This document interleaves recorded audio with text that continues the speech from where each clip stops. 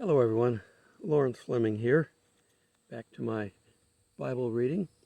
Again, I will try to keep these short because I can't upload very large videos here.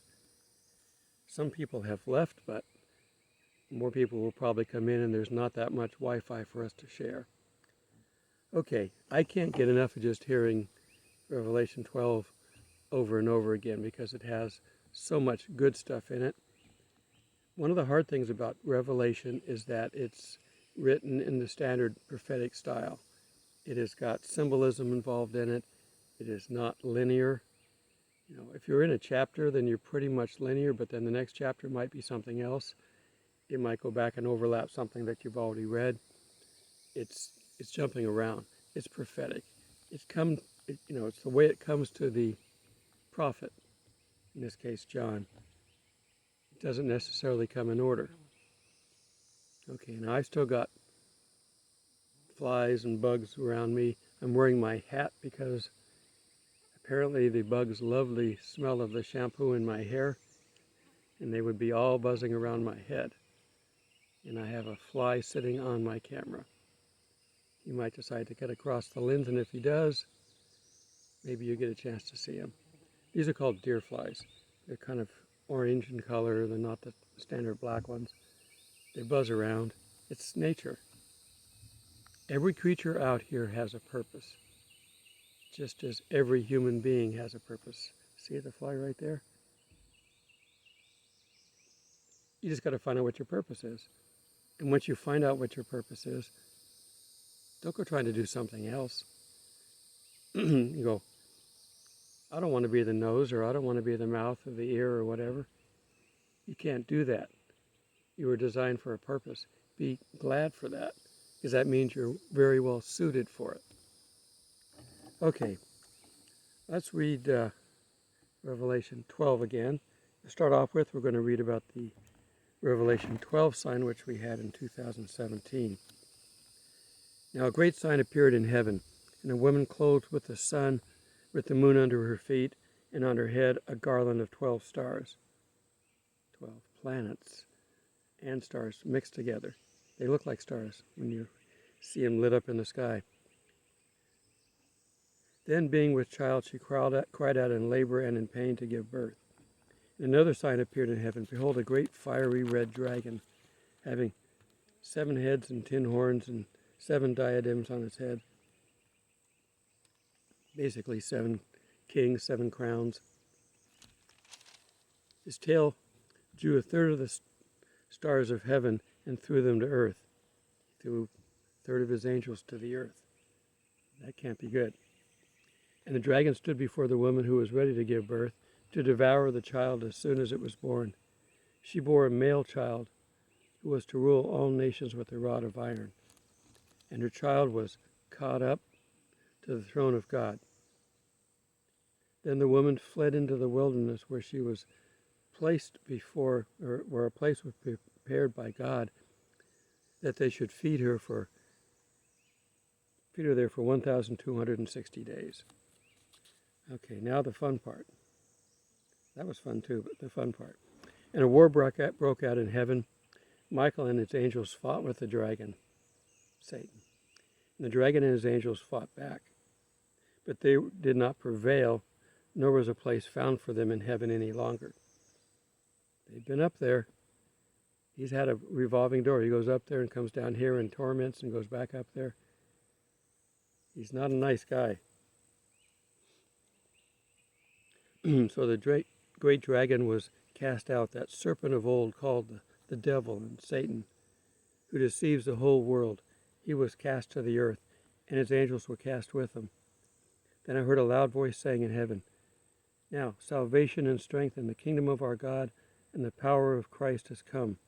For the accuser of our brethren, who accused them before our God day and night, he's relentless on it, accusing us of what we've supposedly been doing, or maybe have been doing.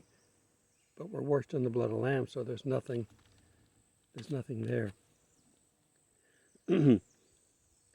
Accused before God day and night, has been cast down, and they overcame him by the blood of the Lamb and by the word of their testimony, and they did not love their lives to the death. Therefore rejoice, O heavens, and you who dwell in them. Woe to the inhabitants of the earth and the sea, for the devil has come down, having great wrath, because he knows his time is short. That's why we don't want to be down here for the tribulation. That's why we want to be out of here. And I see that being the timing of the rapture. Okay. There's a commentary that I want to read, a couple chapters over. Like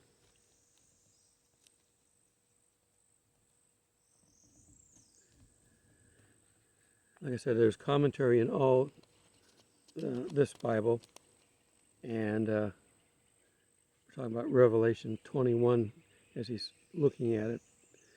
One of the things that can pull us forward during unbearable suffering is the knowledge that relief will come. We will have relief from whatever pain we're suffering.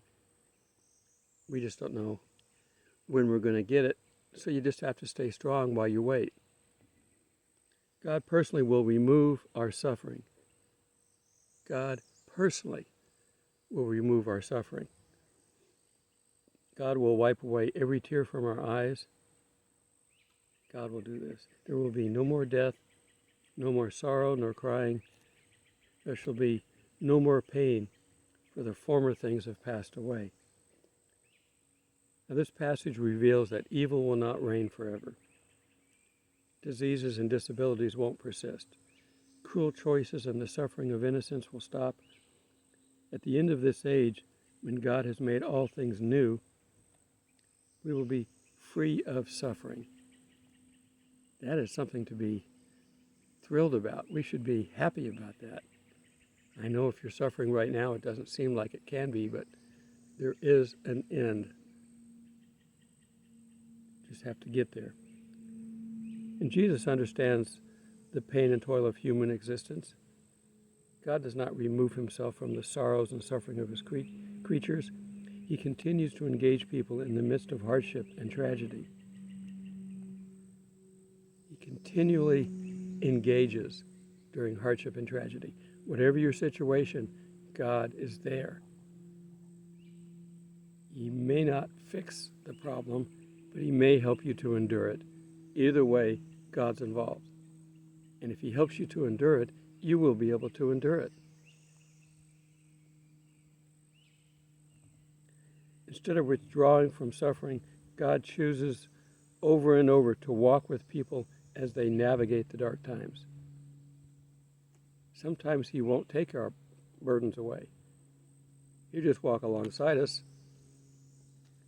and encourage us and help us. And if we can't carry the burden any longer, he won't pick the burden away from us. He'll pick us up and walk along. God shows care during the good times. He also shows care during the bad times. In God's new heaven and new earth, we will find an existence gloriously foreign and new. When we get to heaven, it's going to be different to us, but it'll be good. And when we're down here with him, when he comes and reigns for 1,000 years, that will also be good. It will be a reality much like the Garden of Eden, a place where God dwells and his people are there. There is no more death, just life. We have to keep reminding ourselves this as we wait. We don't know the timing. What we just saw, we've seen the Revelation 12 sign.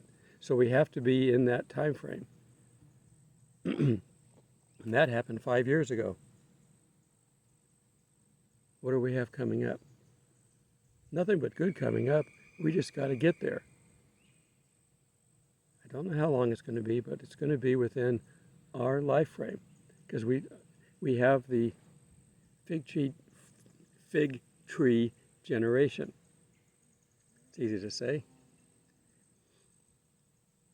And when we get to that end, and we see God, we see Jesus, we will be more than excited. We will have our new bodies and new jobs of some sort. We're always going to work. But if you enjoy immensely what you do, and there are people on earth that have jobs like that, it's not the majority, because the world teaches us to hate everything. But those that have their peace and are happy with their work look forward to getting up and going to work. It's not work. Some of these people would rather stay at work and not go home because they've managed to perfect at least that part of their life. Okay, I'm going to wrap this up so I can keep it small, get it up on the internet for you. Have a blessed day, blessed week. We're halfway through. God bless, and we'll see you in the clouds. It's breakfast time. Critters are up early looking for food.